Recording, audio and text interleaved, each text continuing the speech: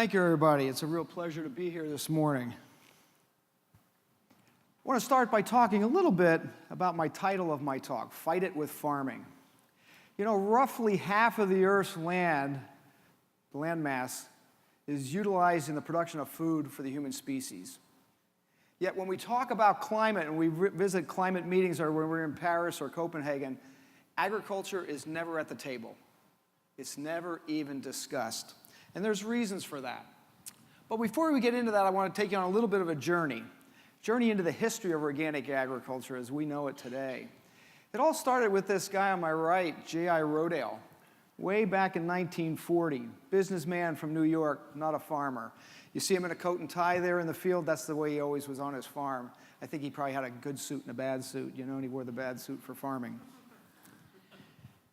He didn't know a thing about agriculture. He bought a farm, never even owned a flower pot. All of a sudden, he's got a farm. And so he calls people that are experts and says, how do I do this? And they started talking about using synthetic fertilizers and poisons. He said, poison. Poison to produce healthy food. How does that work? I don't understand that science. If that were the case, he said, then the more poison we use, the healthier we'd be. And clearly that's not the case. So in 1942, he wrote these words on a blackboard. He said, healthy soil equals healthy food equals healthy people. What he was really telling us as farmers is that our job is not to produce food, it's to produce healthy people. How do we do that? How are we going to go about that? You know, going back in history even a little bit further, over 2,000 years ago, Xenophon understood the secret. He said the secret to agriculture is all about the soil. Yet as farmers today, you can go to almost any school and learn about agriculture, and they're going to talk very little about the soil. It's a very complex system of biology and microbiology that we don't understand that well. Roughly the same time Xenophon was around, Hippocrates said that a physician should know something about the soil where a patient's food comes from. How many of you have gone to the doctor and the doctor asked you something about the soil where your food was produced? I would venture to say none of you.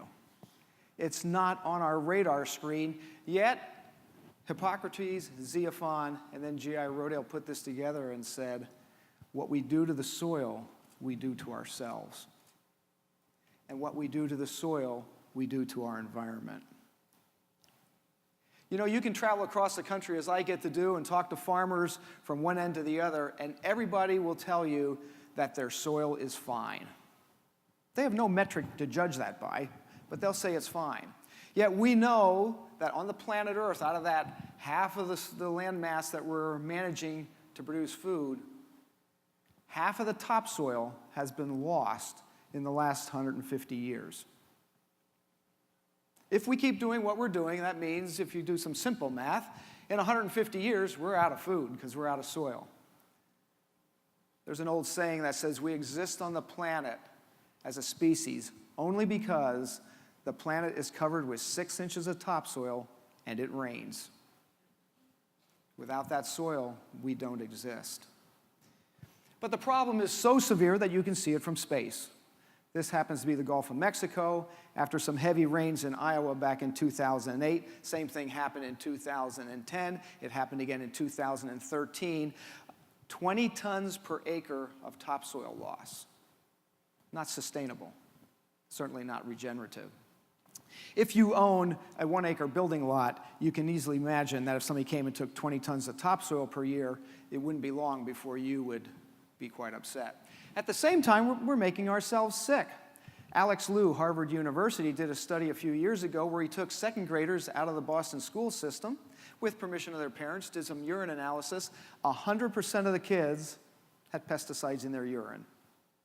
I would argue that unless you're eating a completely organic diet, which none of us do, you all have pesticides in their urine. He said, I don't know what they're doing there. They don't belong there. Put them on an organic diet, and within 24 hours, they were gone.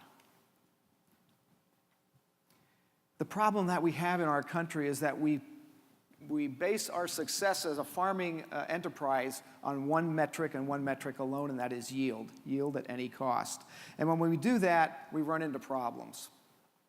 What we really have to start thinking about is how we use our resources and how can we use them differently. Those two crops of raisin grapes happen to be within a few feet of each other, one on each side of the road in California. Which side of the road do you want to live on? Pretty obvious.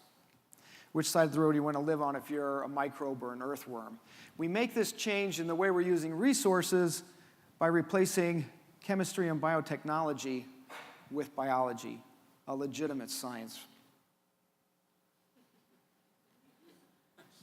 Look what happens to the soil when we change the way we farm it. We're not asking any of you to change your diet, although maybe some of you should. I'm not saying that.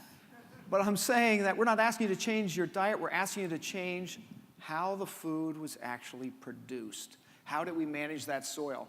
These two clumps of soil in this professor's hands came from within 10 feet of each other in the same field. It has nothing to do with soil quality. It has to do with soil health. If our soils aren't healthy, we aren't healthy. If we're not healthy and the soils aren't healthy, the planet can't be healthy. The reason the soil is washing down the Mississippi River is not because we farm it. It's because of the way we farm it. Look what happens when you take those soils and put them in water. We've destroyed the soil's ability to interact with water. We've done some work at the Rodale Institute for over 30 years now. This experiment is 37 years old. Any of you who are researchers or scientists, you go to a funder and ask them for funding for 37 years worth of work, and you have a hard time getting that. Yet this is the way work has to be done if we want to look at the biology of systems. Those of you who have children or grandchildren, you know if you put your child to bed at night and you wake them up in the morning, they grew.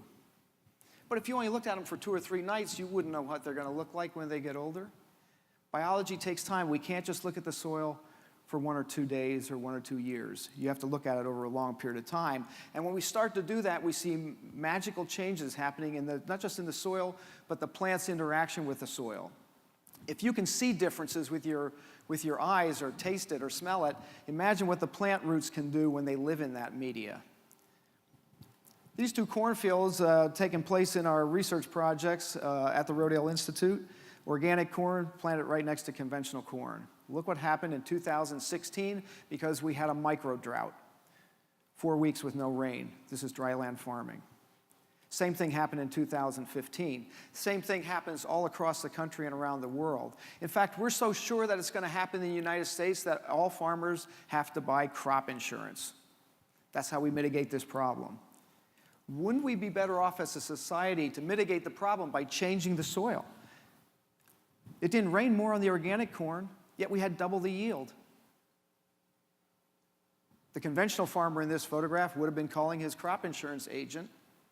And when I say subsidized crop insurance, that's what I mean is those of you who are U.S. citizens, you pay for that because a farmer could never afford to do it. Look at these wheat fields. Look what happens when it rains too much. The organic systems soaked up the water, held it, and released it to grow the crop. The crop on the right, call the crop insurance adjuster so you can get paid. In fact, when we look at these systems over 30 years, we see that the yield of producing crops organically is equal to that of conventional. At the same time, the farmer who was doing it made more money, used less energy, and emitted fewer greenhouse gases while we're doing it.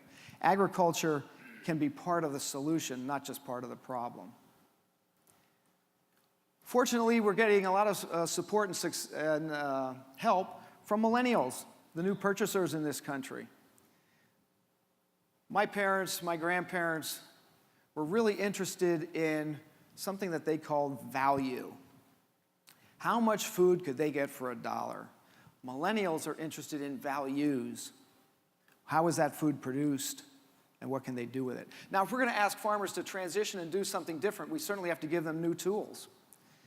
At Rodale Institute, we're working on tools. We're working on tools with universities. We work on tools with the U.S. Department of Agriculture to try to create modern, sophisticated agricultural procedures that take advantage of the biology and microbiology of the system. So we're not suggesting that organic agriculture is backwards, but it's really the forward-thinking, it's modern way of producing food. And one of the tools that we're doing now is organic no-till, using cover crops to suppress weeds. It's a pretty exciting way to farm. We just started doing this a few years ago. Now every land-grant research station in the country is doing this kind of work. Why aren't we as a society encouraging them to do more of that? Really, really important for us to do that. Because again, the way we produce food has a huge impact on the climate we live in. We saw that we can produce food in a way that mitigates the impacts of climate. Too much rain, not enough rain. We can take advantage of that in the way we farm.